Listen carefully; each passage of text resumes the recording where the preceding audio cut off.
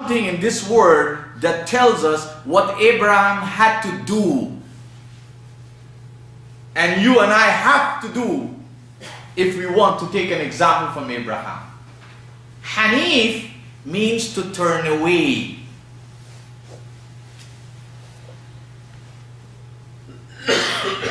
You have to turn away and turn towards. So what is it in your life and our lives that we need to turn away from? And where is it that we need to turn to? Abraham turned away from the religion of his father and mother and society, because it's a religion of tamathil and asnam. It's a religion of tamathil and asnam. And if you're a student of the Arabic language, and if you were paying attention to the recent khutbahs I gave, you will have a better understanding of what's tamathil and asnam. Don't believe that tamathil means statues and asnam means idols. Because if you accept that definition and that meaning, then this verse refers to people in the time of Abraham and has no application to your time and my time. But I tell you, tamathil and asnam, they are expressions. Everybody is a mumathil. Everybody is a mumathil. The noun is timthal. Tamathil is the plural. Mumathil is an actor. Someone who paints a picture. Not necessarily with a paintbrush. Every one of us is painting a picture with the life we live. And asnam is the plural of sanam. It means anything that you and I are preoccupied with that takes us away from being preoccupied with divine guidance. So asnam is those ideas, those actions, those principles, those concepts, those habits that take us away from divine loftiness. And tamathil are those towering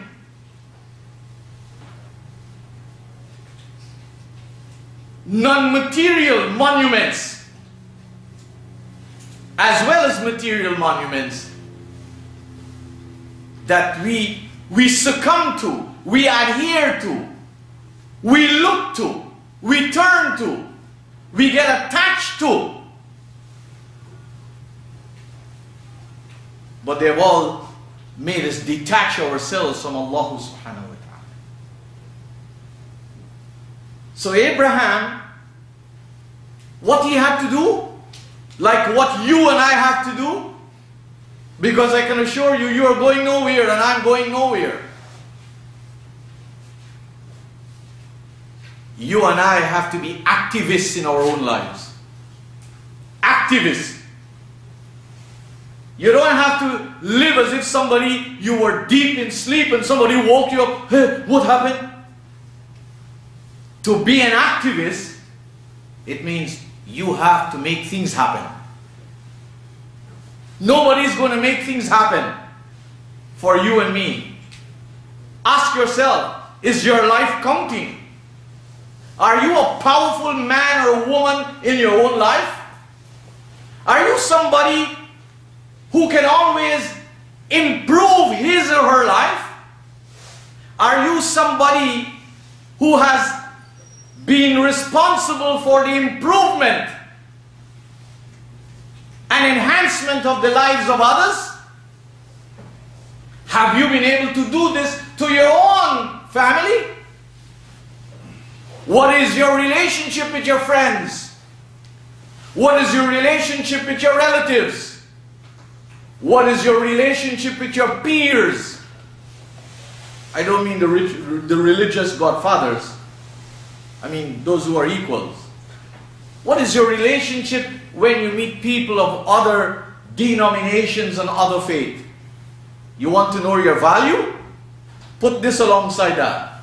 And then you will know who you are. And you and I, all of us could be that. I can assure you that. All of us can be people of substance. We can enhance ourselves. We don't have to lead this life in this non-productive way. We can enhance ourselves.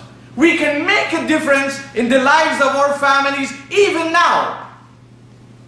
And we can make our friends wealthier and richer by being someone who will add assets to their relationship.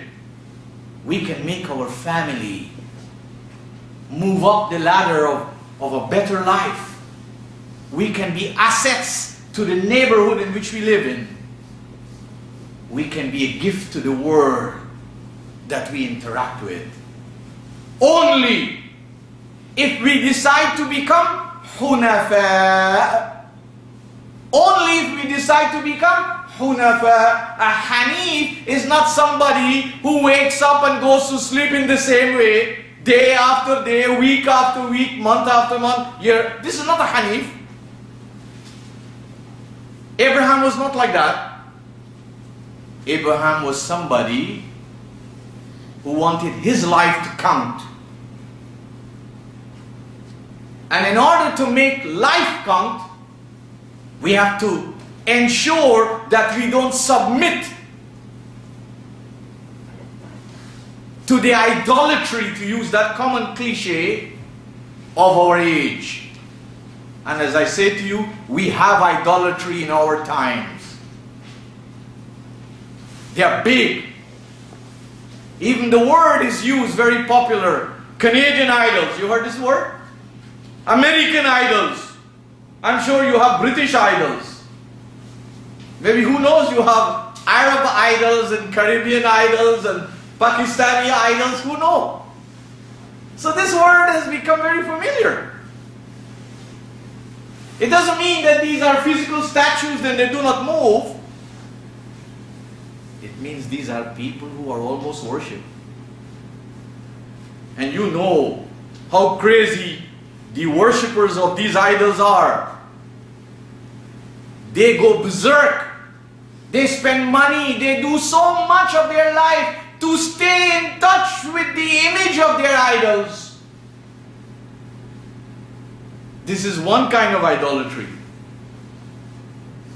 There are idols in politics. There are idols in economics. There are idols in sociology and everything. So the point I want to leave with myself and you, that Ibrahim was Hanif. And to be Hanif, you and I have to abandon the idolatry of our times. The great example of Abraham, he grew up in a home of idolatry. What kind of home do you and I come from? You think our homes are homes of Jannah? That there's no work we have to do?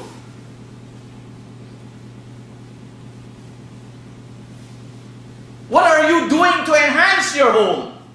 What is the meaning, what's the lesson that Abraham, if qala li abihi wa qawmihi?